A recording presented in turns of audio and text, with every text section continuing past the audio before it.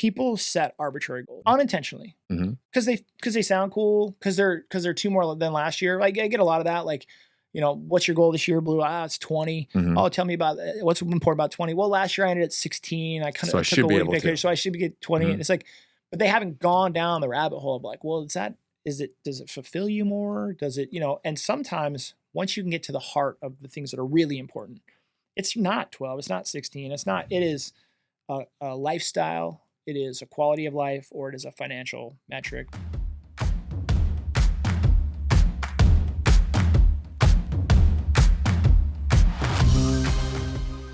Welcome back to the Blue Stiley podcast. Today we're digging into a hard truth. Most goals don't fail because people lack motivation. They fail because the foundation underneath them is broken. My guest is Keith Riddle, a real estate entrepreneur who started in the business while attending Gonzaga University and built a 150-person organization. But today's conversation goes far beyond real estate. Keith breaks down why goal setting alone isn't enough and how his MS4 framework, mindset, skill set, systems, and standards became the operating system behind everything he's built. We talk about the difference between chasing outcomes and building structure, and why systems and standards matter most when motivation begins to fade. If you've ever set big goals and wondered why they didn't stick, this episode will reframe how you think about success. So let's get into it. Well, today's guest is a real estate broker and an investor, and you are the man behind building a 150-person organization. And you're also the podcast co-host of Chestnut Checkers, which I happen to be a guest on your show. Yeah. Thank you very much. Thank you very much. Yeah. Today we get to flip the board over a little bit, right? I really want to dive into not only real estate, but the mindset behind you being an entrepreneur and as a leader and obviously a family man. So thank you for being a part of this and coming on. No, absolutely. I appreciate you having me here and look forward to being on the hot seat, I guess. This is not a hot seat. You can just relax. It's totally, yes, it's kind of, you have your liquid death, you're golden. I am, yes. I have my liquid death this morning. 2 childhood best friends drink that like it's going out of style. And I'm always like, it just is water, you guys. But they love it. I think it started as a soda company. Somebody told me that. But I do like it compared to other sparkling waters. I don't drink a ton of them. My wife will drink like 40. She loves sparkling water. Really? It's going out of style. Oh, yeah. I tell her she has a problem. It has always worked for me, though, because if I want to like watch how much I'm eating or consuming, like you down a club soda really fast, and it's like, ooh, I'm not hungry anymore. So it definitely helps. But everybody always says, oh, well, club soda is bad for you. And I'm like, I have no idea wwhy, but I don't know. I think it's because I'm not a sipper. Okay. I mean, if I really thought about it, when I drink, I like to I like to drink. You know, like I'm the kind of guy who will go to the fridge and fill a glass full of water and just drink the whole thing and then set the glass back. Like I just drink in spurts. You know? And the milk jug, you're like, yes. Do you drink milk still? No, rarely. Neither do I. My kids hammer it, but I don't. Yeah. Do you remember whole milk and like? Oh yeah. I used to drink the crud out of it. Such a transition from like 2% to 1% to fat free. Mm-hmm. Oh, that was hard growing up life skill. I'm telling you. Well, okay, so let's dive into this because I am interested. You found success as a real estate, let's call you an investor at a very early age. When you were in Gonzaga or when you went to Gonzaga, you got in at an earlier age when most people are not doing that. So you got into real estate at a very young age when people maybe would use it as an excuse not to do it, right? Like, oh, I'm lacking experience, so I don't want to get into it yet. But you got into real estate at an early age. What sparked that? And what did success look like at that point for you?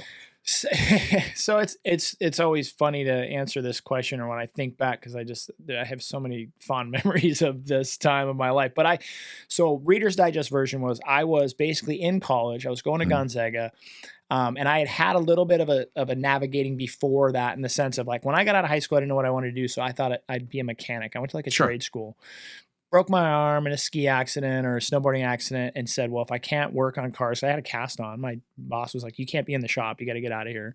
And I didn't know what to do. And so I went back to school and I thought, well, if I can't work on engines, I want to design them. And so I had declared a mechanical engineering degree. And that's how I was going through college. But I didn't have a passion for it. Like it wasn't what I wanted to do. Mm-hmm. And so I'm at GU. I'm in like my 3rd or 4th year of mechanical engineering school. And I already knew it's not what I wanted to do. Well, a buddy of mine had gotten into real estate. He had gone in the Navy and had come out of the Navy after a 4-year stint. And so we're both, 5, 6 years out of high school or whatever. I'm doing the trade school, college thing. He went in the Navy. And so I went out to dinner with him and was just like, hey man, how you doing? We were just catching up. And he'd gotten into real estate. And so I like half jokingly was like, well, do you like it? Are you making any money? Yeah. And it was like a Wolf of Wall Street moment thing, right? Like he like just leans over and grabs his wallet and he just slides a check across the table, probably being cocky, like Sure. we're like 23, 24 at the time. And this is mid 2000s. This is early 2000s, probably, 03, 04, and it was for like 17 grand or something like that. And I got no money. I mean, I'm a college kid. I'm tuning skis in a ski shop. I'm working on my family's farm. Because you grew up on a farm. Yeah, these part-time jobs. So I mean, this is like, that's probably as much money as I made in a year, right? At this point in my life, literally, I'm like, 100%. So I was like, where did you get this? Yeah. And he just kind of casually shrugs and he's like, oh, I sold a house, man. I had a big month last month. And I remember I did the thing with my finger. I was like, one, like you sold one house, And he was like, yeah. So I was, so again, no real purpose, man. I was like, dude, how do I get in? Right. Like, how do I get in this? So it was all happenstance.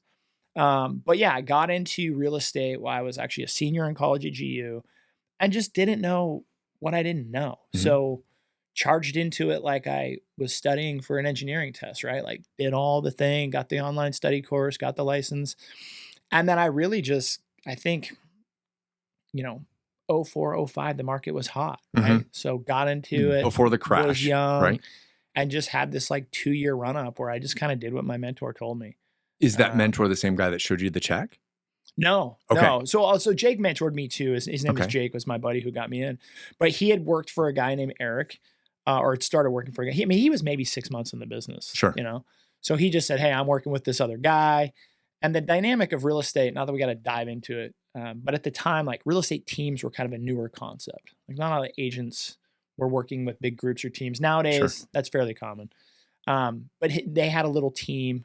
And so I just joined their little team. And Eric basically was like, hold open houses, answer the phone when it rings, and call people back, right? Like those were like the 3 things. Success tips. And so we just did that, right? And so, yeah, so I didn't know at the time, you don't know what you don't know. But like my first year in real estate, I think I sold just under 40 houses. Which is a lot. It's a tremendous amount. Okay. Now, right? Like I know that now. At the time, I had no idea. Okay. So we're at the company Christmas party. I'm a year and a half in the business, and for the brokerage we work for, and I'm sitting next to the guy that owns it, like the boss man, like the big boss man that owns the company. And he's just giving me compliments and this and that. He's like, well, I'd love to have you teach a class at the brokerage about how you do what you do, because you guys do such amazing things. And I kind of shrug. I'm like, we're not doing anything amazing. And he's like, do you have any idea? Like the average real estate agent sells like 5 houses a year. Like if you look at the national average, right? Sure. He's like, good agents sell 15, 20. He's like, you sold 40 some houses your first year in the business. And I'm like, okay, but I don't know that this is anything amazing. I'm just doing what this guy told me to do. Well, and a lot of it was the market, right? Well, not only the market, but let me push the brakes for a second. Is it that usually when people get into real estate or they get into any entrepreneurial business or something, you exhaust your friends and family right away. Like who's your easiest target to ask for help, right? Yeah. And so did you do that as well? Or was it there's something in that follow-up like you did prospecting, or you just like looked in the phone book? Like what to sell 40 houses and to get a list of potential buyers and or sellers, that's hard.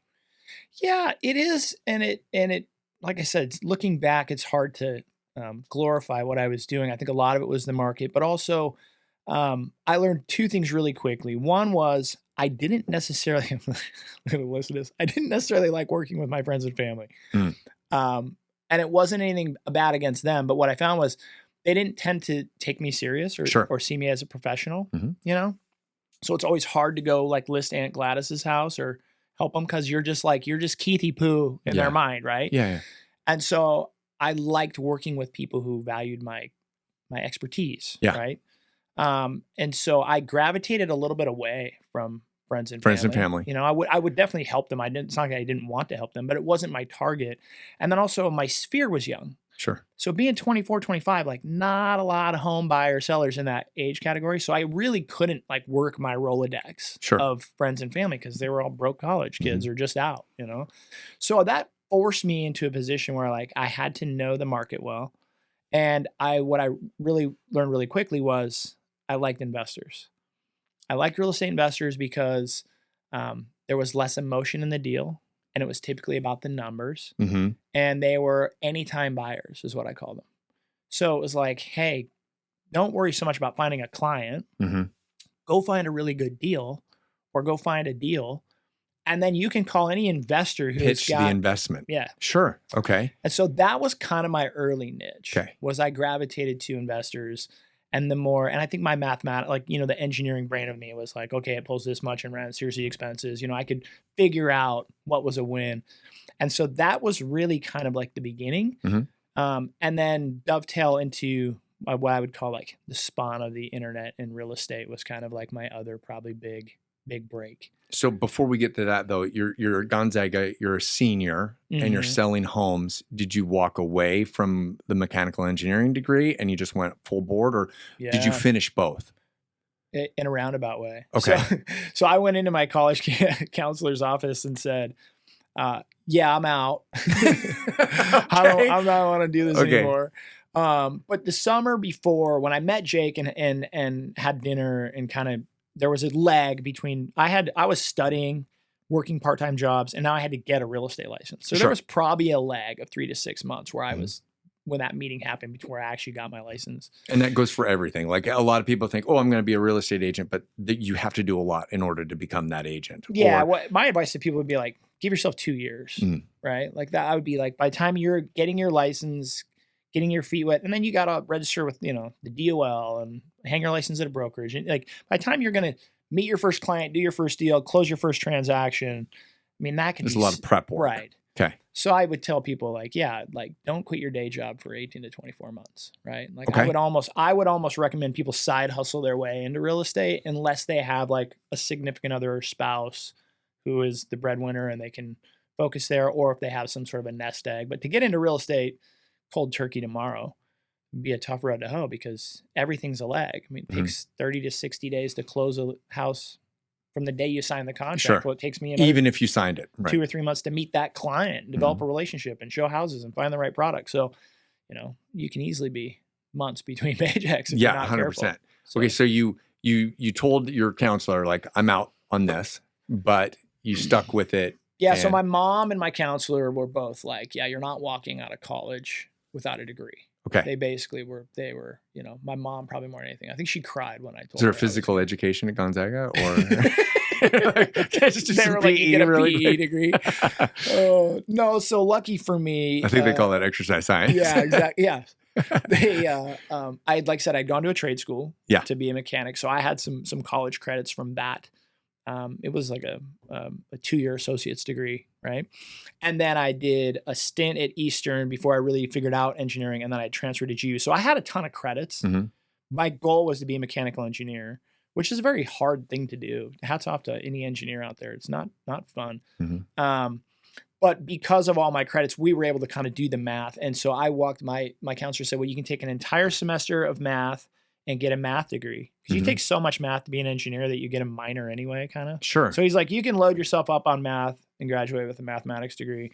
Or he's like, you've got enough of the liberal arts and all this and that. He's like, you probably could get a philosophy degree or an English degree if you load yourself up there. Because GU is a Jesuit university. So you have to take theology or philosophy once a semester, you know. Anyhow, right. So I went that route. I was like, philosophy. Okay. I'm going this route. Yeah. And I did love it, and I do love it. So like, there's a part of me that still has that like philosophical brain. But that was I can study for my real estate test. I can be hustling, and I'm writing papers and reading books. Right? So you were able to do both. Yes. And that's that side hustle, like you just mentioned, because a lot of people think either that you have to dive all in or you never pull the trigger and you don't jump in, but you were able to do both. And it might have cost a little bit, like time-wise and sleep and everything, but you were able to finish both of those. Yeah. Okay. And it's one of those things where I think I'm just kind of wired that way, you know, even from a young age where because I was working part-time jobs, going to school, and then studying for my real estate exam. And even when I got my real estate license, my buddy told me the same thing. He's like, don't quit your part-time job. Still, you need to bartend or tune skis or do whatever just to get you that 6-12 month runway. And I was, willing or able to get out of those fairly quick with the production that we were doing. Sure. But it's one of those things where I grew up on a farm. And so I didn't realize this till later, but I worked as a kid, right? Like wasn't a job though. Yeah. I didn't leave my house in the morning and say, bye, mom and dad, I'm going to work. And pack my lunch. You had to do it. You had to go do your things. Yeah. But looking back now, I'm like, oh yeah, I had a job, right? Like I was teaching you skills, shoveling and pitchforking and feeding animals and doing all the stuff and then driving equipment and driving tractors and bucking bales. But then getting up early, right? Like you have to get up early and most people are sleeping in or watching Netflix now. It's just like you were setting yourself up for success of a driven mindset, let's call it. Yeah. And I like your 10 or your 12 to 16 month runway analogy. I like that because it's true. It's like, but then do you think you got that from being on the farm? Like you plant your seeds today and you're not going to enjoy that fruit for, 3 to 9 months. Like, is that something that also taught you like, you got to put your hard work in now and eventually it's going to come to fruition? I think that, and this is where my philosophy brain probably overthinks about some of this stuff. But when I think back on it now, both my parents are pseudo stoic, right, in nature, just by nature. And also what I learned from farming wasn't so much like people think about like, oh, you're up before dawn and you're working so hard. It was more of like a lifestyle of it's just what you did.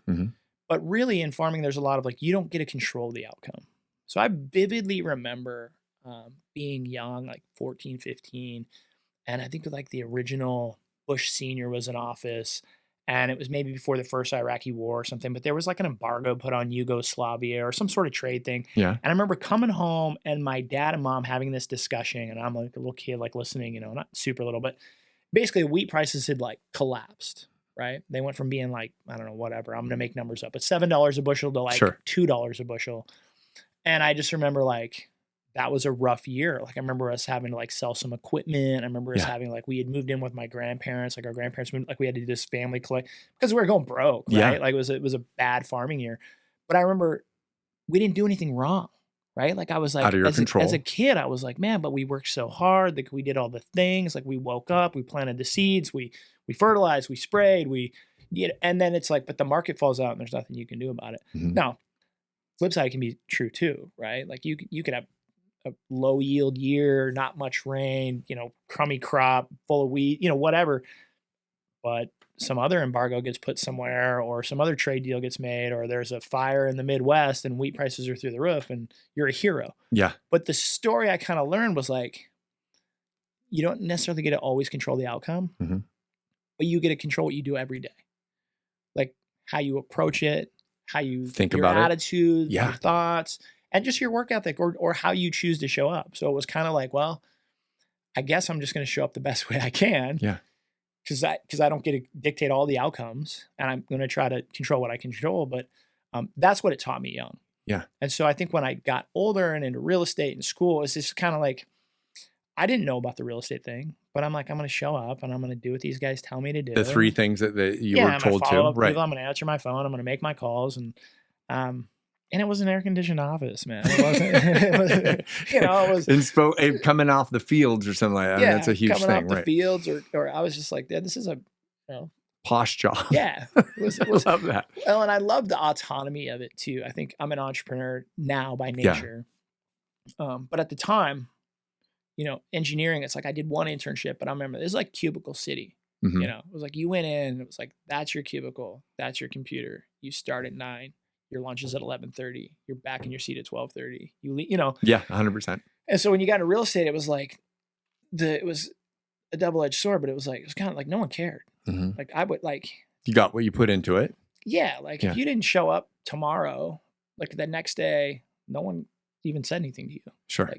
Maybe the couple guys, hey, where were you yesterday or whatever, but so that was that can be bad and good. I was just going to say for that. The right behavioral profile, right. It's great. For the wrong one, it's terrible. But if for you, it seems like it worked because it opened things up for you, but you were already had that I don't want to call it an identity, but that work character where you just went in, you did it, and you did what you needed to do. And so whether or not you showed up late or not, you ended up doing it.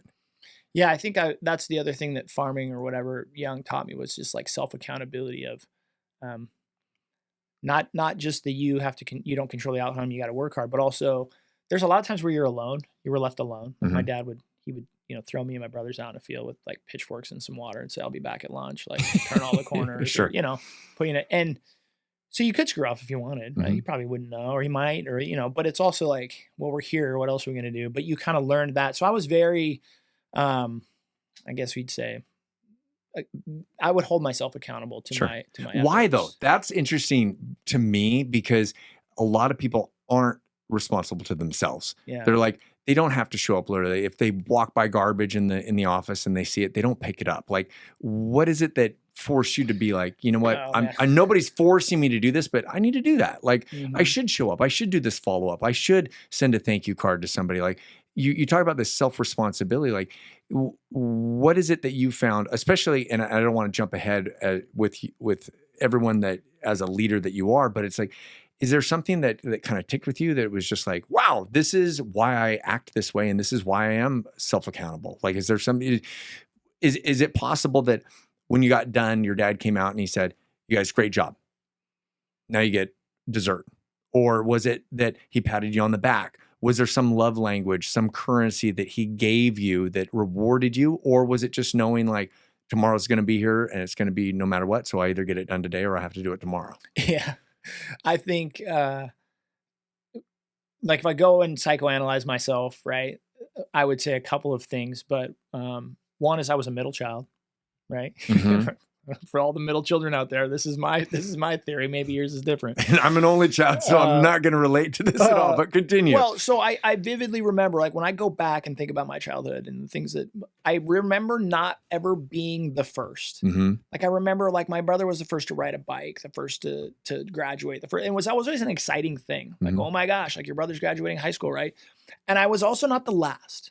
Like I remember my younger brother getting this kind of like, oh, he's the last to graduate. We're going to be empty nesters. There was always this kind of like sorrow or this thing or my mom protected him, right? Like you couldn't beat up your little brother. Like, so it was like, I kind of was in this middle ground where I realized for me to get recognition was typically had to be something a notch above.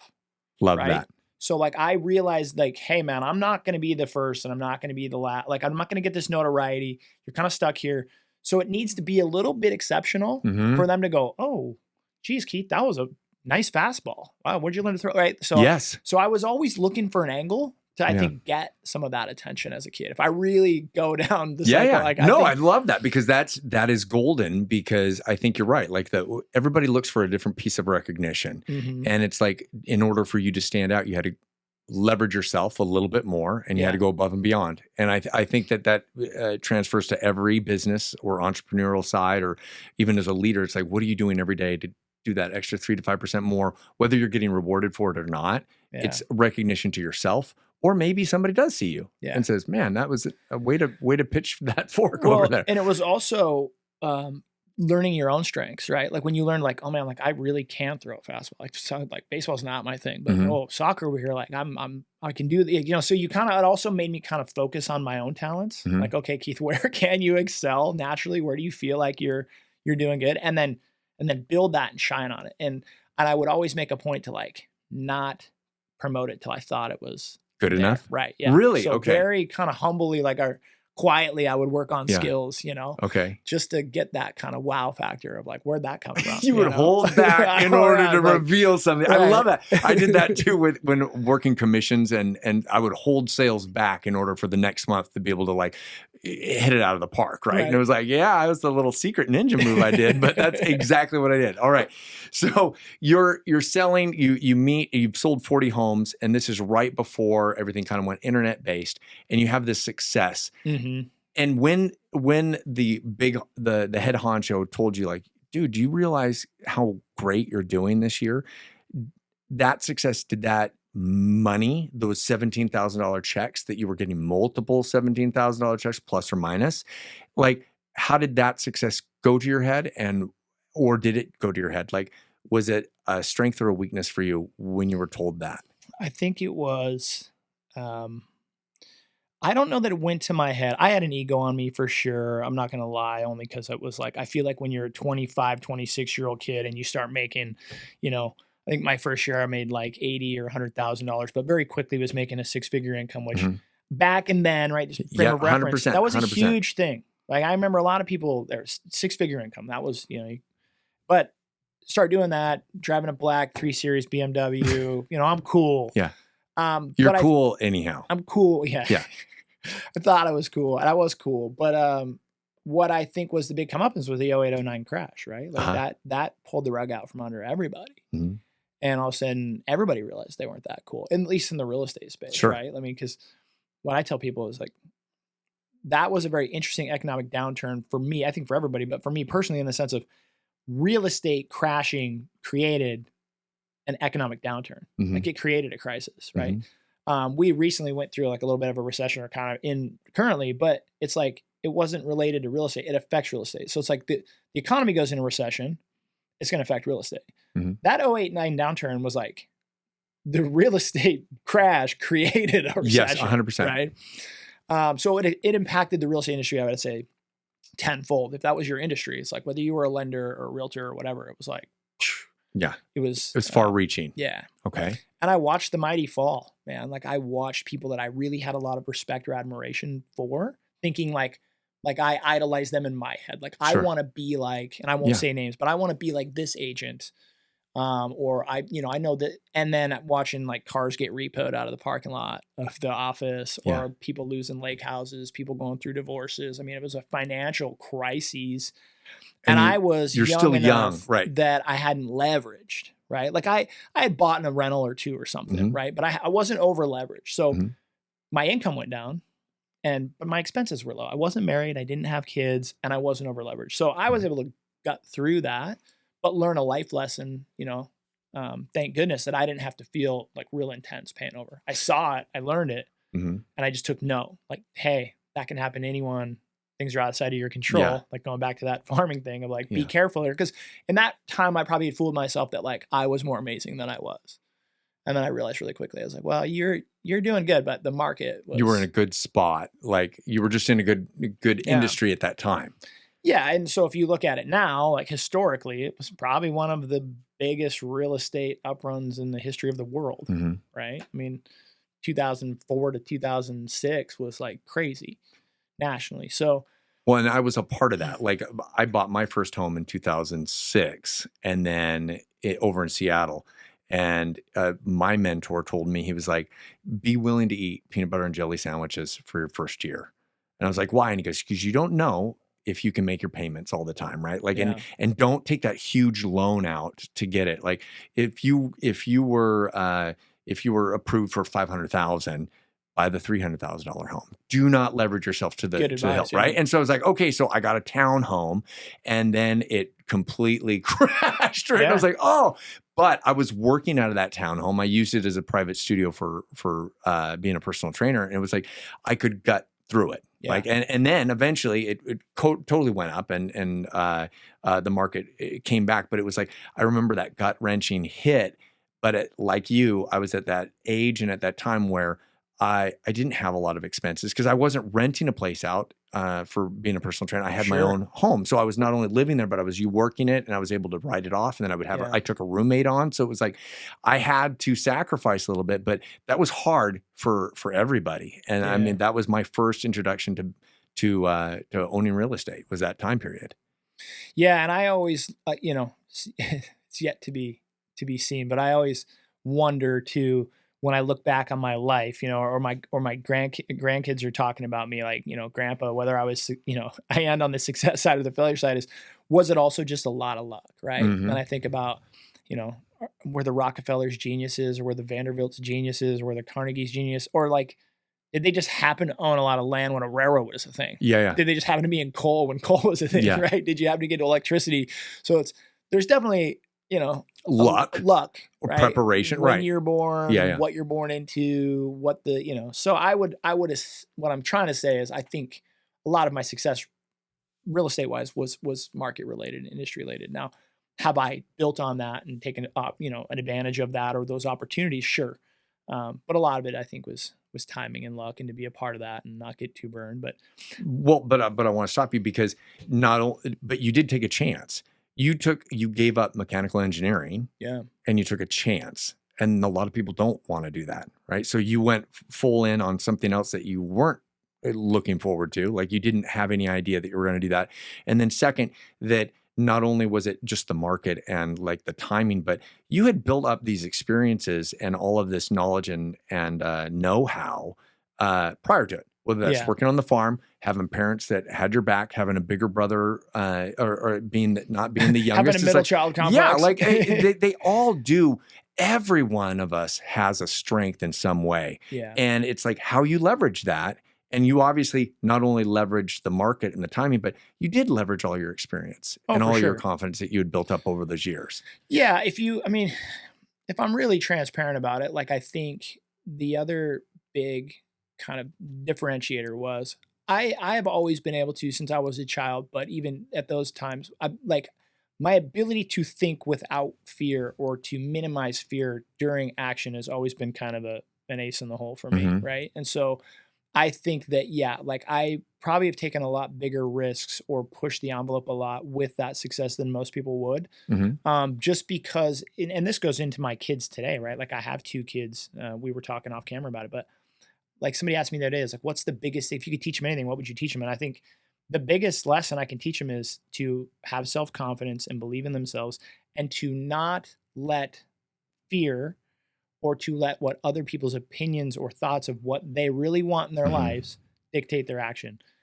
And that's super easy to say. But it's super hard to apply. I would say 99% of the people on the face of the planet never get there. Yeah. Right? Like, I don't know that I've ever been there. But I think you like dripping it in their minds because I do the same thing with my 2 kids. It's like, don't worry about wearing makeup. Don't worry about the clothes. You don't need to buy these Uggs. You can be okay without it. Like, you don't need a new iPhone. It's like, and it's so easy for us to say. Yeah. But for them, it is hard. But if we start dripping in, and not in a negative way, like you shouldn't want those things, but it's like it is a difficult thing, but it's easy for us to remind them, and hopefully it's getting through to them. Well, and it's paying attention to little things. But like my daughter, she just got done playing volleyball for the first time ever, right? She did volleyball this year. She's in 7th grade. But it's like little things. Like I noticed one game she wasn't serving, so I asked her. I was like, "Hey, babe, why aren't you serving? You know, like." I need to talk to the coach, right? That's where my mind goes, right? Yeah. And she's like, no, Dad, like I asked the coach not to serve. And she was like that week in practice, she had popped her thumb, right? She had gone to serve and like jammed her thumb. So she was like, it hurts my hand to serve. So like in that scenario, I'm like, okay. But like in a similar scenario, it's like, if she had said, well, I'm not real good at it and I don't want everybody to laugh at me, then that's not okay. Yeah. Right? Like, so it's like, I kind of dive into like when she says, or when I'm talking to my kids and they say, well, Dad, I can't do that. Or I can't. It's like, well, how come? Why not? Like, and when I start to hear self-doubt or I'm worried about other people's criticism, like that's where I'll lean. But if it's like, oh, my thumb hurts, or, oh, there's a reason behind it. Right. That's more like, okay, or you're making the decision. Yeah. Like, well, Dad, I'm not playing basketball this year because it lands at the same time as this other thing I want to do, and I'd rather do this. Yeah. It's like, okay.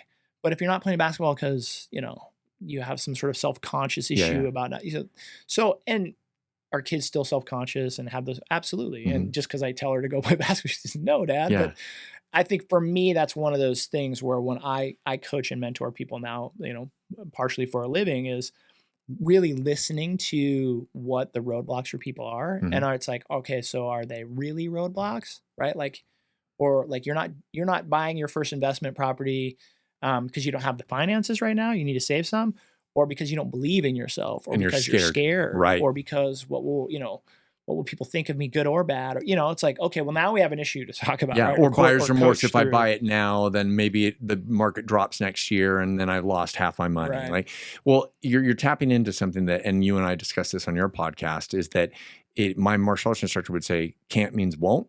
And won't means push-ups. And man, I did so many push-ups as a kid. But that taught me, like, there's no reason to say, are you not wanting to do it?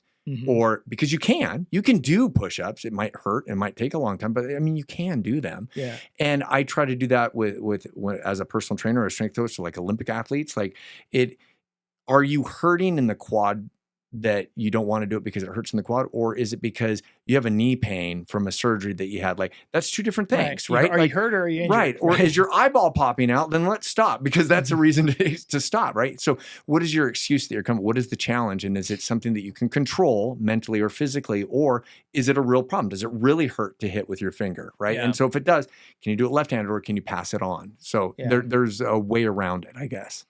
Yeah, and I think for me, the mindset is the most important thing, right? And if we want to get into that aspect of things, that's, when I hire agents these days, when I train people, I am so, I would say, 80% listening to how they think and what they say, and 20% interested in their resume or their experience, right? Like, I am so interested in people's mindset, because I think it equates to everything long term.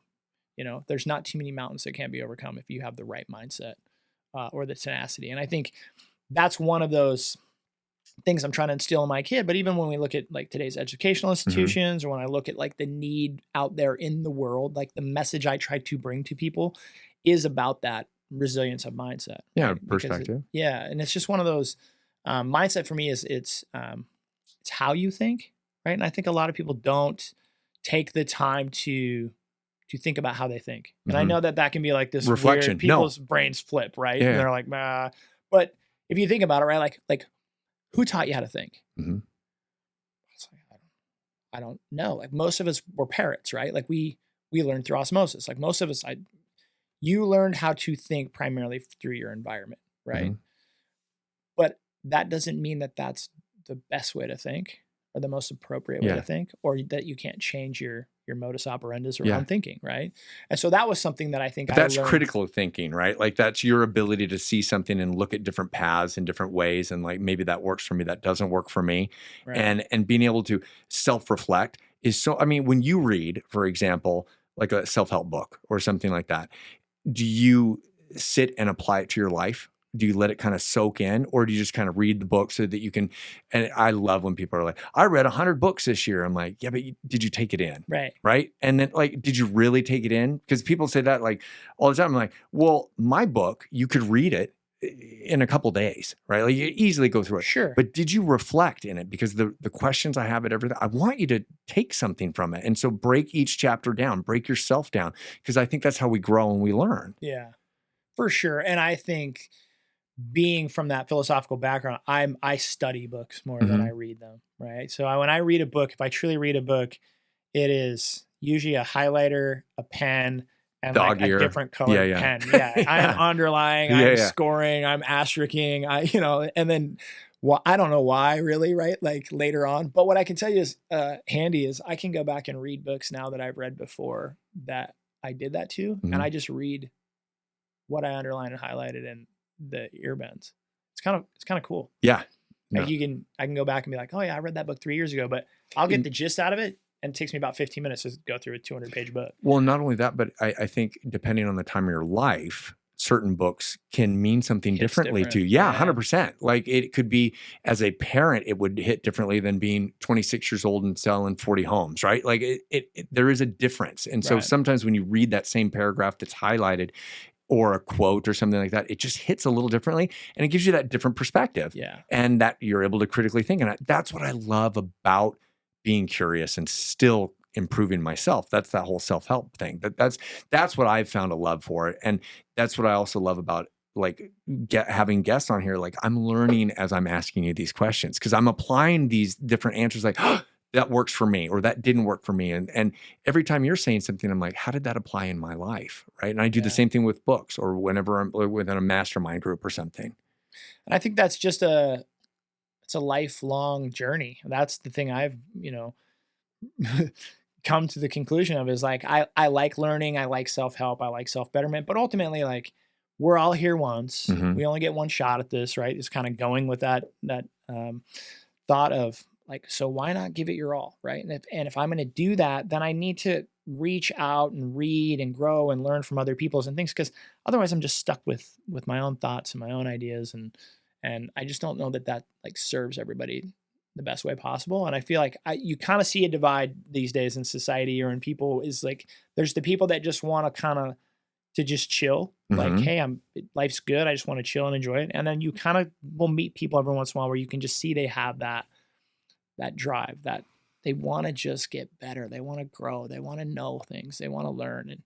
And that's attractive to me. Yeah. Right. Like, I like that. Well, and that helps you scale, right? Because if you can bring those right people on, then they're your unicorns and they can take off. But you had mentioned something earlier, like you're looking for people that 80-20, right? The 80% where they're actually they're driven enough to be able to think about themselves and what their perspective is and what their mindset is. Yeah. And 20% of what their resume is. Oh, you went to Harvard, congratulations, but it doesn't do anything for me in Spokane, right? So it's like, what is it on an 80? I have a question for you. When you do interview someone to be an agent or to bring them onto your team and they're not the fit, do you take them aside? If they ask for it, do you take people to the side and say, you know what? I loved this about you and your resume was great, but your mindset sucks. Like, I know that's hard because most people don't want to hear that critical thought process, but I love when someone tells me, like if I'm reaching out for a speaking gig, and I would love to know why they didn't hire me. I would love to know why I didn't get that campaign for Levi's, right? Like there's a reason. And maybe it's in my control, maybe it's not. But if it is in my control, I want to know. Yeah. Like, what is it that I did? Oh, I was not punctual. Oh, my resume said this, or there was a misspelling. I would love to know that so I can improve myself, right? So my question to you is like, when you do bring people onto your team, or if you don't bring them onto your team, do you ever give that feedback and say, you know what, I think there's a place for you in the future, but you need to work on this? The answer is yes, but I also would say over the years, I've learned that it's a very unique individual who will take that constructively. I will say most people, in my experience, most people typically, 100%, I agree. Most people typically do not, and I think that's a frustration that I have. More of like I'm more of like what you're saying is I would appreciate that feedback. I've had a few of those times where I could tell it wasn't appreciated nor solicited. So you had to go out to your car. They were like, you could have just told me no, right? Yeah. So I would say I kind of temperature gauge that. Like, is this a person where that's going to land well, but also that it's actually going to benefit them, right? Not just anger them or make them mad or whatever. And I think people get more closed-minded as they get older. Younger people tend to be more learning based, more open to that kind of stuff. I deal with a lot of adults now in the adult world, and a lot of them are not into hearing what you have to think about. They know everything. We'll work on your delivery of that. Right. I love that. All right. So you're kicking butt. You go through the recession, obviously, and you realize that you cannot do it alone. And you begin, like, you want to scale, and you create basically an empire of agents and a business mindset. So how did you take that next leap in your career journey? So, like a lot of things, jumping off the end of a diving board is how I did it. I jumped in, and then it was probably like 5 of the hardest years of my life, right? Like growing as a person, growing as a leader, having to become a leader, having to become a boss or a mentor, having to learn about, it's not about you, it's about them. Like it was just a 5-year growth journey. But again, Reader's Digest version is, because I came out of college, I was fairly savvy with a computer. And, in those days, it was like, did you know how to right click and turn it off, code. Turn it back on? Right. Sure. But the internet was a new thing. And so I gravitated to marketing and advertising things on the internet, houses and open houses and that kind of stuff, and got a lot of traction to where I was basically generating leads, was generating internet-based inquiries where people would say, can I see it Saturday? Or how much is this house or this? And this seems so trivial, like, basic. Elementary. Yeah. At the time, this was like cutting edge, right? And that's hard to explain to people, but the internet was dial up. It was there was no smartphones. You couldn't get, it was old school. But I was sat down very early on and kind of taught from older seasoned agents. They said, if you don't list, you don't last. That was the old real estate saying. If you don't list, you don't last.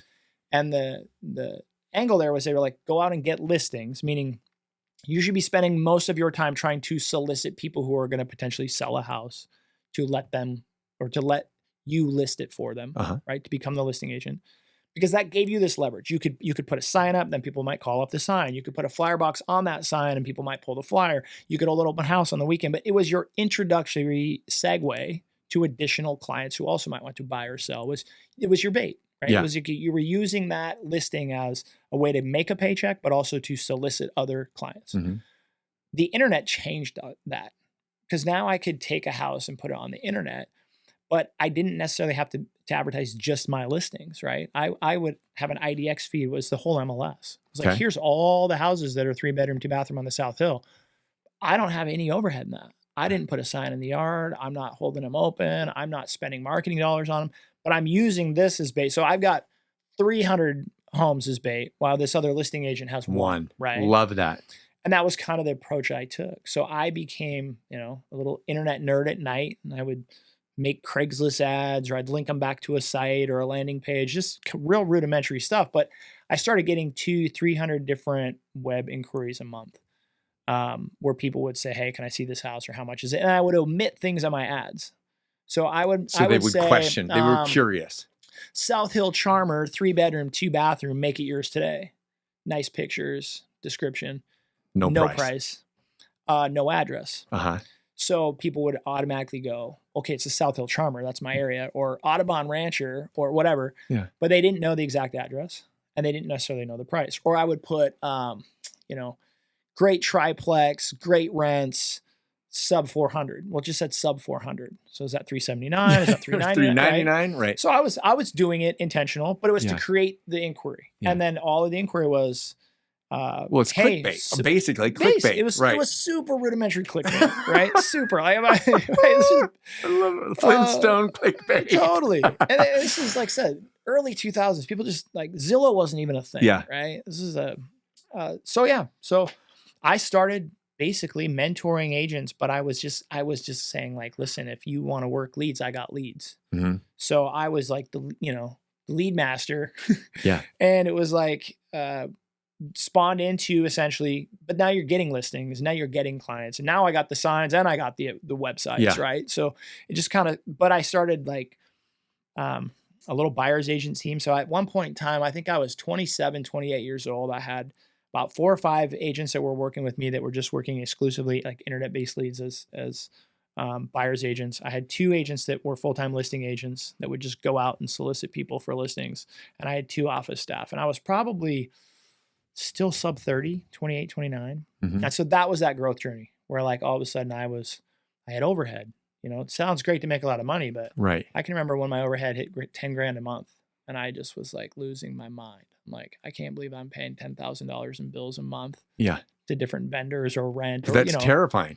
At 28, 29 years old, you know, like managing budgets, taxes. Oh God, the IRS came knocking the first couple of times. That's scary too. So like, that's a responsibility. What do you mean factor. I owe them $30,000? Right. I don't have that money, right? Mm-hmm. So yeah, you go on a growth journey, and that's when I started, I think, seeking help in the sense of coaching, mentorship, reading self-help books, going to seminars. That's when my natural inclination to lean in was like, okay, if I had a great coach tell me this, but then I kind of made it my personal mantra for years. But it's like, if I want more, then I have to be more, right? Like if I want to be better, then I have to get better, right? That was like that whole thing. But he always said, if you want more, you got to be more. Like if you want $1 million, work harder, but right, you have to be more, be a better person, be a better leader, be a better businessman, and so that kind of came into, I would say at that point in time, I was fairly out of shape. Hadn't probably hit the gym in 2 or 3 years, like left college, lost the free gym pass, I lost my free Wall Street Journal subscription, right, from the business school. Okay. I do want to pause you really quick, and that is that at the beginning when you had met the owner of the agency, he also said, I want you to teach people how to do this. Yeah. So that obviously was giving you reps and repetition to share your knowledge, to be a leader later down the line when you created your own group, right? So it's like, do you think that helped you as well? Absolutely. Okay. All right. If you want to master something, teach it, right? That's because it shifted my mindset again. So you might know that you're the best at whatever you do, building widgets. But if somebody says, hey, you're really good at building widgets, I need you to show this 10 people how to build widgets.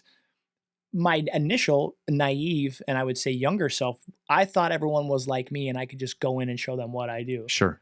like, well, I just make 25 calls a day and I do these things and then it's like, but they're doing those things, but they're not getting the same result. So now I got to self-reflect and go, okay, like what are the nuances of how I do what I do? So it's not just the calls I made, it's the things I said and how did I say them. And so I had to start actually kind of breaking down, like nowadays in the industry, the nomenclature is like scripts and dialogues, right? But I had to start like writing scripts for my agents to say and objection handlers. But you're creating a formula that is turnkey, and it's like a process, and that brings us obviously up to MS4, which you created, right? So it's like, but you're learning all these steps, and you're having to reflect on like what it is. What's the difference between being successful as a realtor and just selling a lot of houses? There's a reason that you don't have that attrition. There's a reason that you have people coming back and buying from you multiple times, right? Like not just like, here's your VCR, goodbye, next, right? Like they want to buy the VCR, but then they also need the DVD player when it comes out, and then they need the whatever. So it's like, you're obviously learning this process, and you're having to write it down. Here's where people would quit, because it means that you have to do more work. And that taps into, I think, what you're about to say, which is you had to be more. You had to become better, right? But most people will be like, I don't want to do that work. I do not want to put that extra effort into it. I'm okay with coasting where I am. And I think that is one of the big success turning points for you, is that you put in the extra effort, right? And that's something that's hard to teach.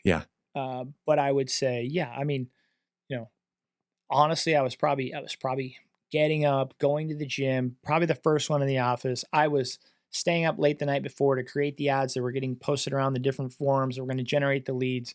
I'm showing clients and doing team meetings and answering questions from staff.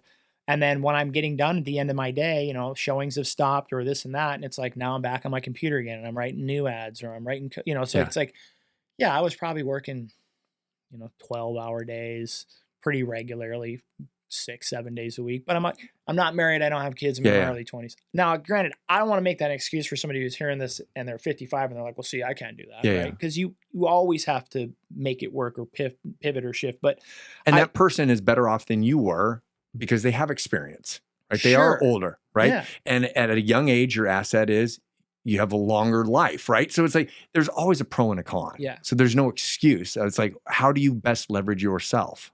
I worked hard, but I was inefficient. Right? Okay. And so we're going to get into efficiencies, right? As you get older, you get more efficient. Well, absolutely. It requires it, right? It becomes a necessity. 100%. So you're taking this and you're creating these systems and this formula that you're basically, was there a point that you were like, I'm going to break if I don't do more or become better? Like, I only have so much time. I only have so much Keith time. I'm not going to the gym as much as I want to. I haven't been for a couple of years. Like, is there a point where you're just like, this is my aha moment, the breaking point that made you switch and say, I have to do something a little bit differently? I think two things. One was, at some point I realized I had to get out of production, right? Like at that point in my life. Now, to this day, I still sell houses and work with friends and family here and there. But at one point I was like, I can't work in the business and on the business at the same time. So my full-time job became marketing, advertising, hiring, training. I got really deep down the rabbit hole of like behavioral analysis, so I could hire people to a specific role, like what kind of behavior, and I basically studied the game, right? And it was kind of that transition from like, I guess if you give it a sports analogy, from being a player to being a coach. Like I really had to say, if I want to be an entrepreneur and a business owner and an investor, then I can't be, a player, right? And so that was kind of one aha. Early on. And then the second one was like, I also didn't know if I liked that or I wanted to do that. And I've seen this a lot in my career of like, sometimes we're reaching for the next thing, thinking it's a better thing, leaving the thing that we actually really love to go do that. And then you wake up one day and it was like, so fast forward a couple of years, it's like, I'm a business manager. I'm managing the day-to-day operations of a brokerage, right? And I'm like, wait, is this really what I wanted to do with my life? Like, is this right? Like now you start having this more like fulfillment conversation with yourself. And so I think that was that was twofold. So one is I realized I needed to make a transition at that point in my business to just working on the business day to day and not so much in it.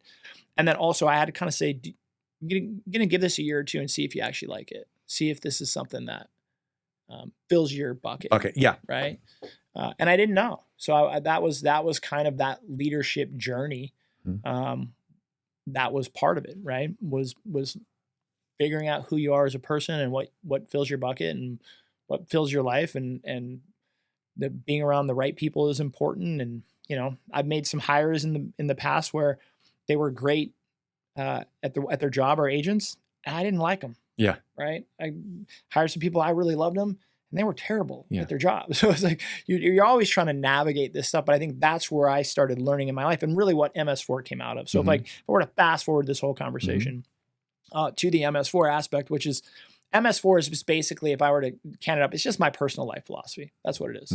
But it's what I use to coach and mentor other people with, including myself. So I use You live it. I live it. Yeah. They're my pillars. It's what Keith has decided worked for me. And then in so teaching and coaching and hiring and training and mentoring other people, you're like, well, this will work for them too, right? So it's very simple. But I found there's basically, when I look at problems in life, there was just kind of 4 buckets that they always landed in, right? Whether it was my business or me personally, even my health and fitness, right? Sure. I'll take that as an example. It was like, it's mindset, right? So how do I think about food and nutrition? How do I think about like my workout routine? Or how do I think about like my health and well-being? Some of it is just a mindset shift. So what I find, like if somebody finds themselves out of shape or not in the physical shape that they want to be, and the first thing I would say is, well, how's your mindset about it? Sure. Do you feel guilty about it? Are you down on yourself about it? Are you ready to make a change? Like, just where's your head at, right? After the mindset, like really pillar as analyzed, then it goes to skill set, systems, and standards. And so again, I look at these buckets, but what I found, the difference between mindset and skill set was there was often times where somebody's mindset is what's holding them back from the next thing, right? Stinking thinking, right? Sure. And not believing in themselves. Yeah. Or just, there's a million examples Thinking of they're better poor than, mindset, or- ego, you know, blaming other people. There's just a lot of that. You can have the really talented, right? You've seen it in sports, but you have a really talented basketball player and they just have a bad attitude, right? You know, crappy mindset. And that can be a holdback. But you also have people that have a great mindset and they just haven't developed their skill set yet, right? And so for skill set development is really repetition. So I'm sure I'm saying this wrong, but it's Latin. I learned it from a Jesuit priest, but he would say, repetitio est mater est gestam, which is repetition is the mother of education. And it's one of those things where like, maybe you're not good at selling houses or shooting free throws. Go shoot 1,000 of them. Go sell 1,000 houses, right? Like sometimes it's just, you got to have the mindset and you got to put those reps in, right? Yeah. So when I'm looking at a workforce, if someone were to say, Keith, you're going to manage these 20 people tomorrow, I'm first going to start listening to how they think and where I think their mindset's at, right? Yeah. Are they feeling sorry for themselves? Are they blaming people? Is it, woe is me? Do they have limiting belief syndrome? You know, I love going into somewhere and saying, hey guys, you know, this quarter we're going to do this. Oh, well, that's never going to work. Or we tried that last quarter, or this team, or, you know, it's like you can all the way, are people resigned? Are they, you know? So mindset and then skill set's just the reps, right? Like these guys have never built 1,000 widgets. I'm just going to build 1,000 widgets with them. And I'm going to keep them positive while we do it and keep them focused on learning. And then really it's like, so it's mindset, skill set. So systems and standards, the system is just basically like the consistency. So going back to the athletic thing, it's like, well, how's your mindset around food and nutrition in the gym? What's your skill set on like, have you ever worked out in your life? Have you ever picked up a weight, or have you worked out for 20 years and maybe you're doing it wrong, right? It takes somebody else, third party, to say, yay, your form on that squat is terrible, right? Or is it just like your holdback is you just can't do it 3 days a week every week? Yeah. You'll do it for 2 or 3 and then you fall off. And for a month do it for 4. So it's like that consistency. So when I look at entrepreneurs, and nowadays I coach people in the real estate space, but also in the entrepreneurial space, is like I start looking at their business in the same way. How's their mindset? How are their employees' mindset? How's their proficiency? How long have they been in the industry? Are there things they need to learn? And then of course, what are their systems like? And a lot of entrepreneurs and a lot of people in general are notoriously bad with systems, right? Systems are Well, yeah, they don't want to follow the system. They always look in at the grass is greener on the other side. Let's go change it to this. Yeah. Or B, they do not want to put the time and effort into creating the system. Right? That's that extra effort where people are like, oh, I don't want to do it. And it just takes so much time and effort. And it's like, maybe somebody else I'll hire somebody, but they never get around to hiring them. It's like, that is a pain point. Okay. Well, and that might not also be your skill set. Yeah. Right. So these are interwoven and they're not as, they kind of do this over time. But what I tell people too is the number one selling agent on my team may not be the best manager in my team, and this is what I equate to this is I would tell people is like, you probably don't want to take golf lessons from like Tiger Woods, and it's because he's amazing. And you're going to say, well, how do I, hit the long ball? And he's going to step up and swing and hit a ball 350 yards and go like that. Yeah. And he's going to walk off and you're going to be like, wow, okay, well, I'm not Tiger Woods. Right. So what you'll find is some of the best coaches or technicians are like, they might not be the best golfer, but they're the best person at getting people to golf as good as they can, right? They're watching your form, they're watching your technique, they're watching your grip, they're talking to you about your mindset, right? So they're not always the same person. And so what I tell people, especially if I'm business coaching them, is like, know who you are and what your strengths are and your natural behavioral tendencies. And then yes, we can build outside of those, but also you might not be the person to build the systems for your business. Because if you've been an entrepreneur that's owned a landscaping company and flying by the seat of your pants and having a lot of success for 10 years, but you've never built systems, guess what? You're not a systems person or you'd already built them. Sure. Right? Yeah. So now to say, okay, I'm going to go and build these systems, you're going to be miserable because playing outside of your behavior is like your battery life on your phone. What I tell people is everybody has a natural behavioral style. And if I can put Blue in a position where you get to play to your strengths on a daily basis, not only is it effortless for you or easier, it's going to recharge but also, by the end of the day, like you're going home jacked up because you're like, man, I had a killer day today, man. I crushed the phones, man. I was hitting those sales. It's like, you got to put people in a position where they can win and then you're going to feel good about those wins and then you build momentum and don't.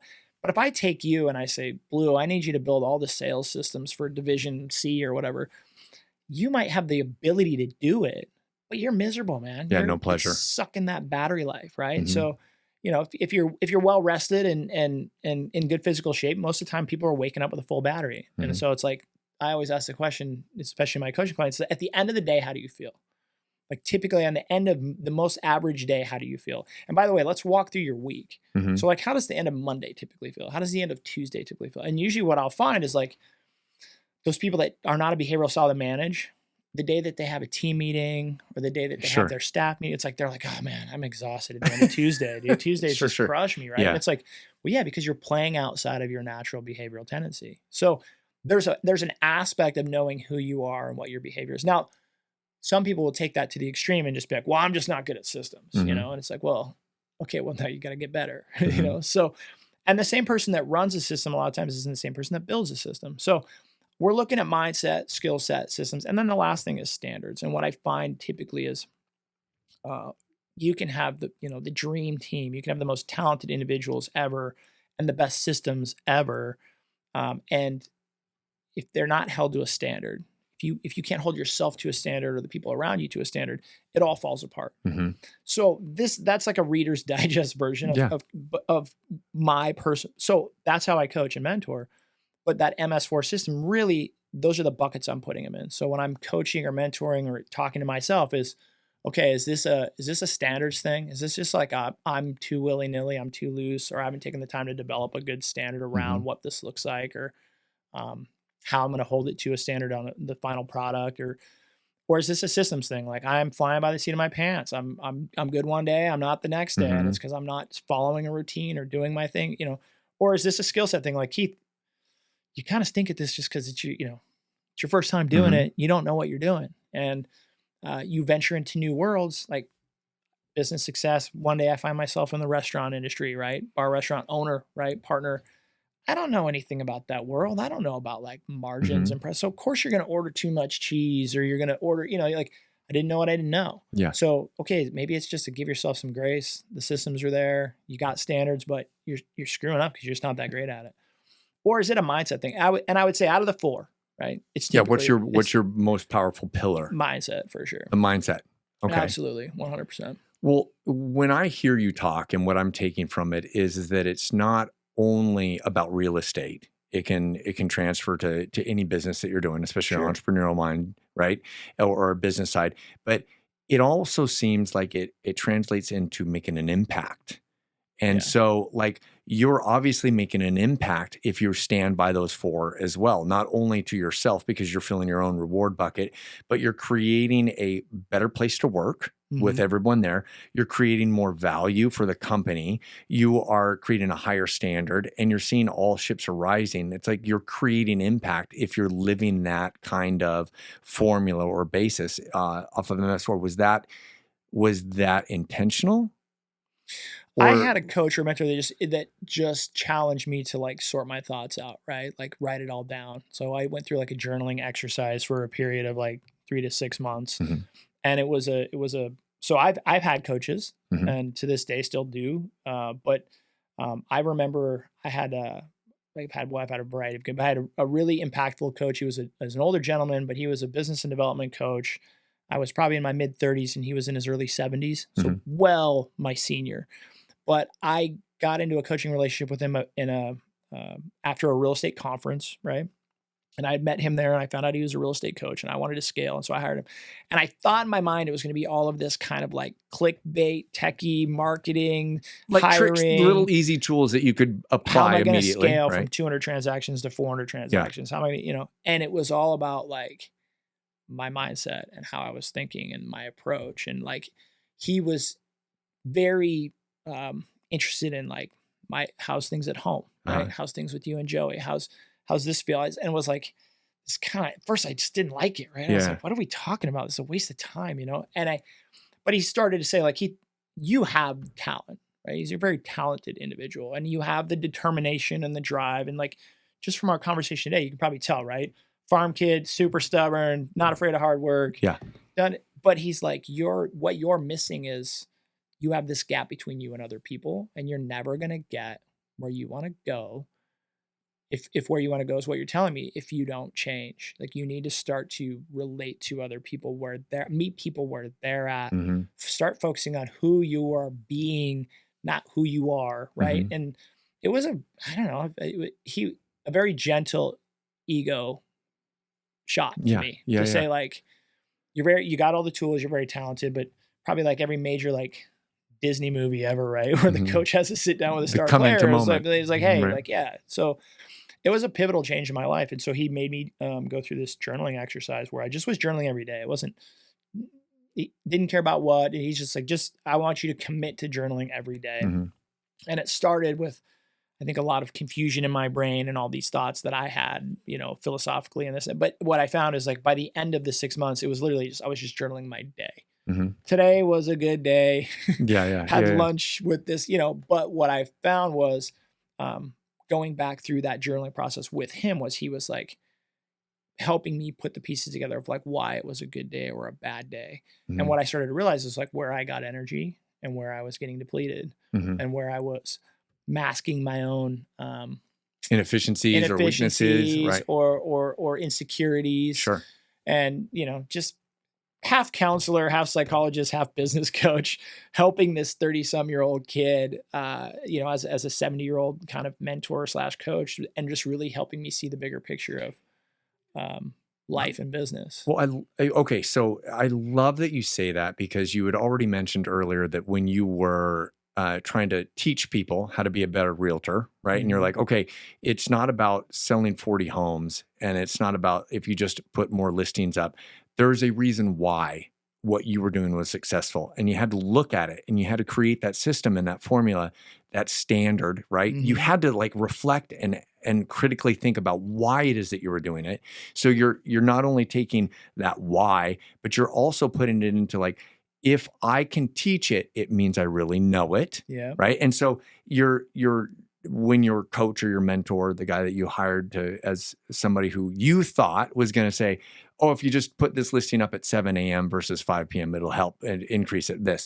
It was really the why. It was the self-reflection. And it was about the ability to actually put into words or write down on a system in a journal how it is that you were actually doing it. And it was helping you find that why, or also Yeah. like how to communicate it, because you also tap in, like every one of us learns differently, right? And so the way that that person is going to be a better ops person or a better communicator, it's like you have to know what their currency is. You have to know what it is, Yeah. and that is the leadership skill that a lot of people don't want to take on. Yeah. And the only way that you can do it is to grow yourself, right? Yeah. And that's obviously what you that self-reflection allowed you to do. But I mean, it came with punches left and right. And what Yeah. I also hear you say is that you couldn't do it alone. You needed a mentor, someone who could remind you to take a step back, write it down, and think about why, not just how, right? And so that you've also done that in life. Like everything that you've done in life, you've never done it alone. So you bring somebody on, it's a team effort, right? And I mean, you do that with your podcast too, with Jordan. It's like when you guys are able to go back and forth and create these ideas for Chess and Not Checkers, it's like how has he helped you? How is having someone at your side, whether that's in real estate or at the podcast or your wife, how is having someone that believes in you, knows your strengths and weaknesses, can actually up you and increase your personal inspiration and motivation, because you're already driven yourself. But there's an amazing feeling when you have a confidence team behind you that says, you know what, you got a little bit more left in your tank. For sure. And Jordan could be that person. Your wife can be that person. Some of your agents, Joy could be that for you, right? Like these people can push you that extra little bit. So what is it that you've found that has helped inspire you to bring those kinds of people into your life? So two things based on what you just said. The first one was a lot. No, the first one was one of the ahas I had to have, and you kind of hit the nail on the head, was I also had to realize that like my goals weren't other people's goals.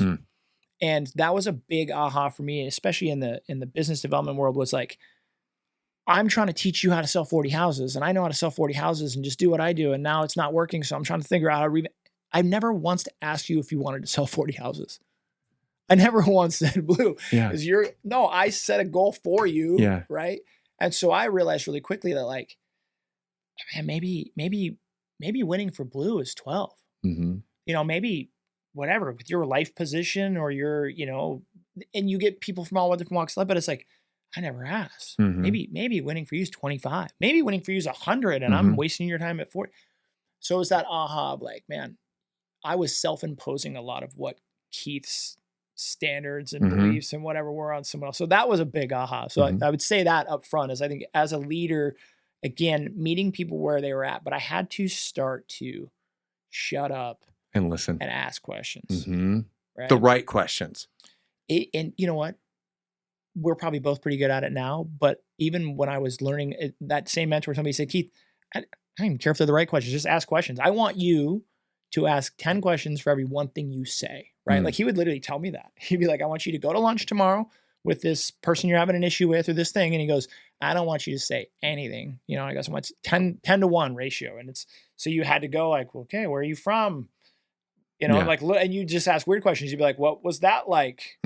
Tell me more about that. Right? I'm coming up with questions. Like, what did you mean by that? Well, and it does dive deeper. It unravels that onion layer, right? Like what is your favorite color? And you could say red. Yeah. Well, there's a reason why it's red. So like, why?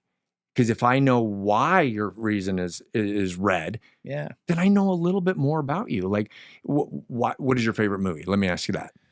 Oh, Top Gun, man. Really? Easy, yeah. All right. So, okay. Do you know why though? I mean, I probably think I know why. He's a maverick, dude. He's a maverick. He was, flying a million miles an hour, and who didn't want to do that? Who didn't want? Well, and the U.S. Navy had so many more, and the Air Force had so many more recruitings after that movie, right? Like I'm sure, right? Went through the roof. But it was like you grew up and you were at the time Russia, U.S. fighting, boom, like, and everybody wanted to be a fighter pilot. How cool was it? He got the girls, boom. So it's like all of these things. Well, now I'm learning more about you, like what your background is. Okay, well, you were living on a farm, but at the same time, like you loved a movie about flying in a $1 million plane. Like there's a reason, right? And so it's just getting to and you're right. There's no like right question. Like, how is this going to benefit me if I know that your favorite movie is Top Gun? It's not. However, I'm going to be able to maybe send you a gift later. Like, hey, Keith, I was thinking about you did you see Top Gun Part 2 yet? Oh, have you seen that? Or, hey, I was in LA and I went, it was down in San Diego. And then I saw this and I saw the SEALs trainer. I saw the Air Force Base. And it's like, I thought of you, like, and I send you a picture, and it just makes you remember that we've had that conversation. It makes it relational versus transactional. And I think that's imperative. 100%. Well, so there's two steps to this. And first was for me getting out of my own way and realizing it was about other people and not about me. And I needed to be more interested, and a matter of fact, intimately interested in what it was that was important to them. Sure. And then see if I could fit that into a working relationship, right? And I think there's an old Jim Rohn or Zig Ziglar quote, but it says something effective. If you help enough other people get what they want, that you will have no problem getting what you want, right? And it's just kind of that giving philosophy, right, of putting it out there. But that was the first part. Then the second part also is like, if I know that, though, if I know you, if I know what drives Blue, what's important to Blue, because like if I say to you, Blue, like, how many houses do you want to sell? And you say 12. Okay, now I have this aha that it's not the 40 Keith wants, it's 12. But now I'm going to dive into like, okay, well, what about 12 is important to you? Why 12? Is it the income that comes off 12? Is it the leisure that allows you to also have other parts of your life free, so you're not too, so I'm going to... Are you getting a mechanical engineer degree on the side? Right. Like, so I want to know what's important to you. I also know why it's important to you. But see, this is also going to let me be a better coach or mentor to you when you're at 8 and it's end of August. You're and almost I'm like, at 12. Right. Hey, Blue, what happened to 12? And then, but I'm not going to say what happened to 12. I'm going to say, well, what happened to it? Because if it is financial, it's like, well, 12 means 65,000. 65,000 means my wife makes this, we buy a new house next year. So now I'm like, hey, I know you're at 8, but what happened to 12? Like it's still about that house next year, right? Like, where are you at? Like, I'm going to start to help you stay motivated and on track for your goals, not my goals, your goals, based on what you tell me is important about those goals. But now I'm a real coach, right? Like that in my mind was like, now I'm really coaching people. I'm coaching people towards what they want. Yeah. And by the way, if I do this with a whole team of people, 150 people was my office size at one point. Well, then I'm going to get what I want. Like Keith's going to be, I'm going to hit my Everybody's goals. going up. Right? Everybody's going up. But not if Keith comes in and supersedes and imposes his will on everybody. Everyone here is going to do 40 or you're all fired, right? Like it's just, that's not how. And so for me, a lot of people listening to this are probably like, duh. That was not intuitive to me. I literally thought everyone was similar to Keith, wanted the things Keith wanted, and I just had to show them how to do it. Super naive, big leadership mistakes along the way, had to grow as a person. Well, and I also think that one of the things that you found by applying that is that when you do ask the right questions and you get to know them on that level of like, is it 12? You're able to go in and motivate them and say, hey, 12 is right around the corner. It's 33% more. So your income is 65. Let's up that 32,000, right? Right. Let's double that. Let's get that point. That's almost also the easiest way that you can make them break that 12. Well, and a lot of times, so layering this onion on, right, is people set arbitrary goals unintentionally because they sound cool, because they're 2 more than last year. Like I get a lot of that, like, what's your goal this year, Blue? It's 20. Oh, tell me about what's important about 20. Well, last year I ended at 16. I kind of took a week vacation, so I should get 20. And it's like, but they haven't gone down the rabbit hole of like, well, does it fulfill you more? Does it, and sometimes once you can get to the heart of the things that are really important, it's not 12, it's not 16, it is a lifestyle, it is a quality of life, or it is a financial metric. That financial metric is usually tied to a fear of not being able to retire or take care of my parents when they're older or send my kids to college, right? So now I'm going to talk to you about sending your kids to college. Now I'm going to talk to you about the fact that like, your parents are right around the corner they're going to need to be taken care of in a couple of years, right? Like those are the things that are more likely going to get you to follow the systems, turn your mindset around. If you have stinking thinking, really practice or hone in your skill set. It's going to be that like, I'm doing this for my parents. I'm doing this for my kids. I'm doing this for that vacation house. I'm doing it for, it's not going to be like, we're at 16. Remember, 20 is real important because 20's arbitrary, right? So you as a coach have to get to that, but when in the process of getting that, you'll usually find that most people haven't actually been through that process. And so then you're taking a step back and you're going through that process with them to really ask them the hard questions of like, would you be real sad if it was 19 next year? Yeah.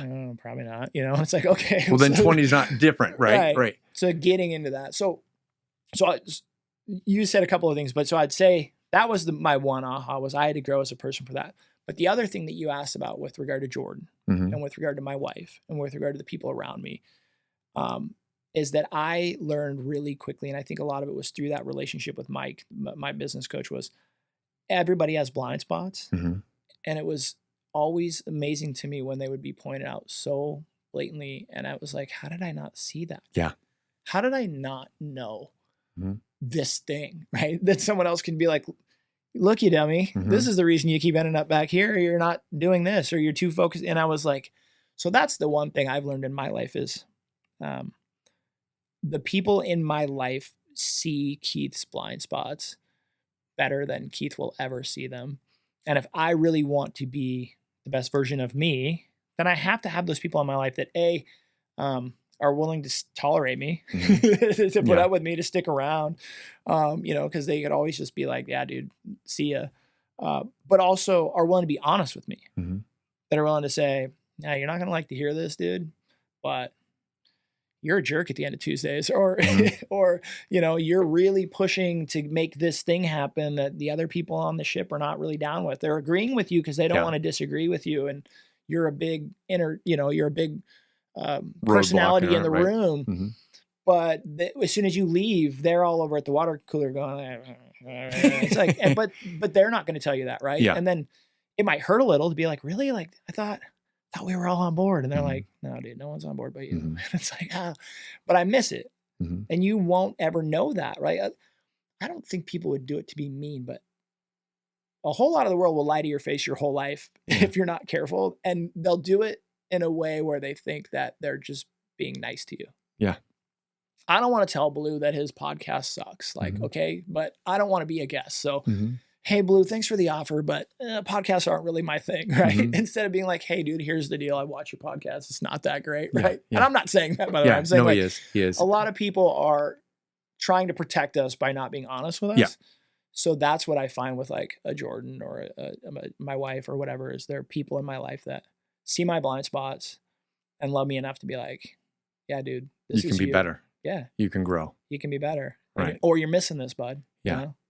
Well, I love that because and that taps into so many of the things that we talked about on the chestnut checkers. And it's like surrounding yourself around that confidence team and being willing to accept that feedback. And it doesn't have to be like awful or critical of like evil. It's just like, maybe it is revealing a blind spot that only if you're willing to change or grow or become better or more, that's when that growth happens, right? Like that acceptance and like, man, that sucks to hear it, but they're right because I don't know everything. I'm not always the perfect person. There's more than one way of doing something, and being having something revealed to you is these epiphanies that happen in our life. And my entire life I've been surrounded by people who will tell me my blind spots. Yeah. And there's certain people in my life that will tell me I'm wrong and I won't question it. I'm like, okay, you're right. Whatever it is that they just said, I've got to change, right? Yeah. And it sounds like you have so many of those people in your life, and you're also that person to so many people, whether it's your teams or the people that you led.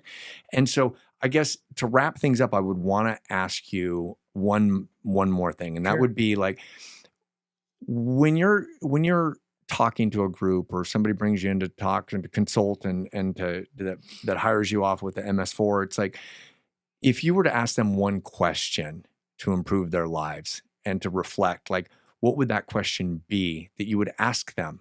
And you may have already mentioned it because I think I've already heard it, but if I'm to ask you that final thing, like, what is the question that you would ask them to ask themselves to become better? Oh, my mind was going one place and then you spun it at the end, but to be better. But I would say one interesting question that I always like to ask people is, if you could write down right now in a notebook what your life would look like if it didn't look the way it looks right now, and no one would ever read it, no one would ever know about it, what would you write? Right? Mm-hmm.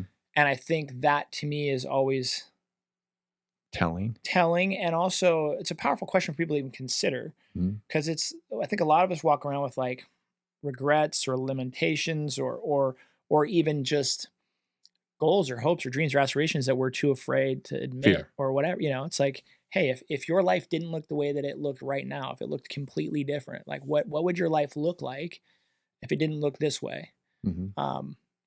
And no one will ever see it. No, and it's like all of a sudden people start, you know, realizing like, man, I've lost the passion for art. I always wanted to be an artist. I don't know why I ever quit painting. I should be painting. I'm 45 years old. I haven't picked up a paintbrush in 22 years. And Mhm. yeah, if I could rewrite my life right now, I'd be living in San Francisco and I'd be doing art. Mhm. And it's like, okay, well, let's maybe not make any rash decisions, but let's at least explore that a Yeah. little bit, right? Let's look at that. And so I think for me, that question has always been kind of powerful. Well, and You that know? that taps into where if you could do anything and you had no fear of doing so, Yeah. and there was you could not fail at it, what would you be doing, right? Right. And so like that, because you say like you write down in this book, in this journal, nobody's ever going to see it. Well, we're not around forever. Right. So it's like after I'm gone, like there's no more Blue Stiley here, right? Yeah. So it's like that is my book.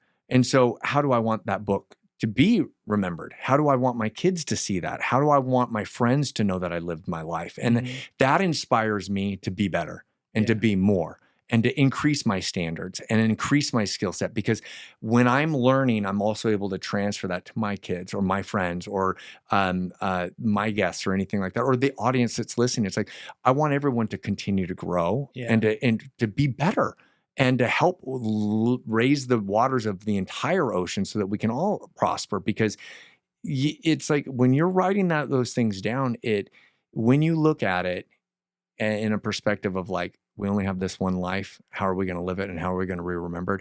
Man, I would write down, I wouldn't be afraid. I wouldn't. Yeah. And so go for it. And you mentioned that, like, who cares? Like, go, maybe don't be rash, but go to San Francisco, be that artist, whatever, become an actor or a model. And a lot of people, and we had Tyler Lafferty come on. It's like, just because, oh, well, I wanted to be a rock star. Well, maybe you won't be a rock star, but you could be their agent. And at least you're still within that hemisphere. You could be that, you could be their lawyer. You could be a roadie. You could be whatever. It's like, Yeah. there's more than one way of doing that one thing that fills your bucket of happiness. And don't live your life in a journal that's too afraid to like break out. Like, go live your life and set yourself up for success, set those goals. But it's like, man, just push yourself to be that better person. Yeah. And what I love that you've said is that surround yourself around the people that will reveal your blind spots, find that mentor, that coach that can make you realize why. It's not, there's no shortcut. Like, here you go, just add this at 7 a.m. versus 5 p.m. That'll solve all of your problems. Like, why are you doing it at 7? Why are you not putting it at 7? Are you too tired and you don't want to get up? Like, surround yourself around somebody who will push you that little bit, but teach you the why so that you can reflect. So circling this back to kind of where we started, where I said the most important pillar for me out of that MS4 mindset, skill set, system, standards is mindset.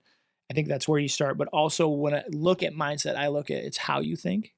So the question that I always talk to people is like, let's talk a little bit about how you think and the patterns of thinking you have.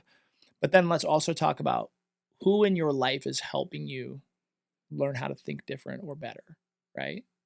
And so that's for me, mindset really comes down to how you think and the relationships you hold. So the relationships you hold is twofold in the sense of like holding good relationships will not only help you become a better person, but holding bad relationships is going to hold you back as well. Yes. Right.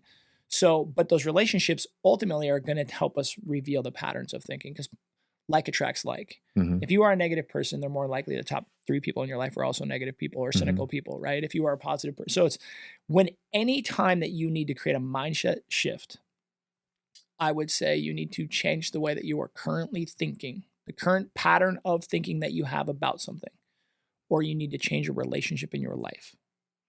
And that really right there will help you hone mindset in almost anything. So just going back to the physical fitness thing, if you're not where you want to be physically or mentally, well, then you need to change the way that you're thinking about your physical fitness, about your nutrition, about your diet, about your sleep habits. Like you might just have stinking thinking in certain areas.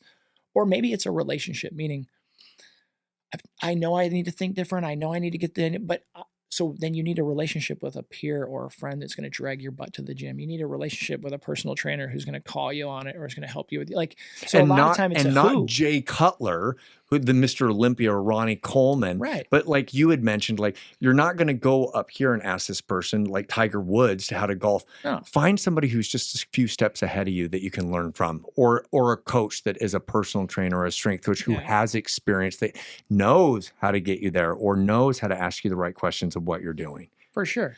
But I think that's also a learning lesson in life of like, I think of like Rocky, right? And you know, who is his trainer? And it's like some old guy that smoked cigars and yelled at him, right? Like he didn't have to get in the ring and box with him, right? Yeah. Like, so I think sometimes we make the mistake too of saying, okay, where do I want to be in life? I see out in the world the person that's where I want to be. So now this is the only person that can coach me or help me get there. And I think that's a huge mistake, right? It's a very one-track mind. Yeah. The reality is there's a lot of people that can get you there that are very unassuming, that have skill sets that are in more of the coaching, mentorship, psychological realm that will help you break through. You know, your trainer doesn't have to have 6-pack abs and be a Dantas to get you in the best business, you know, physical fitness of your life, right? And I just use physical examples because they're easy. I'm here. They're tangible. Is that what it is? Okay. Yes, because right. My history with I'm like trying to look more like Blue in my life. I can't get it off. For no one watching, I have a Skeletor shirt for Attorney and versus He-Man. But yeah. So I just think, so that mindset piece to me coming full circle was to tie a little bow on this is it's the way that you think and it's the relationships you hold. And I think there's not a single problem in our life or goal, positive or negative, that you can either fix, change, or achieve by simply analyzing or looking at the way that you're currently approaching it or the patterns of thinking that you have around it and how you can shift those or creating relationships around them. And if that's a secret I would ever tell anybody, it's change the way you're thinking about it. And that, like, there's an old saying that says, change the way you look at things and the things you look at change, right? Naturally. Stop looking at it the same way, because as long as you're looking at it this way, then that mountain's always in front of you. Or change a relationship you hold around it. Get away from those people that you shouldn't be in relation. You know, distance yourself 100%. or find more or find the right mentor or coach. So that to me is like the biggest secret of life. I wish I'd have known when I was young. I wish someone would have grabbed me and been like, Keith, it all comes down to these two things, right? And is there a lot more? Sure. Is there more nuance? Absolutely. But fundamentally for me, that's the base of the platform. It's how you think and it's the relationships you hold. Well, I am going to tie the ribbon on that one because that was awesome. That was the gold right there. We might use that as the intro. I love it. Keith, thank you so much for being on. And thank you for being who you are and making a difference, because I believe that MS4 is impactful because you are making a difference. And it's not just about you. It's not just about real estate and buying a property. It's if you apply that, obviously, you're making an impact in our community and in other people's lives as well as your own. Yeah. And so thank you for doing that. And thank you for being a part and having this location here and being a part of my life. And I look up to you, man. No, man, this is fun. I hope we get to do it again. I might have to be on Chest and No Check. Yes, you will. Yeah. Well, thanks so much, Keith. Thank you. Take care. All right.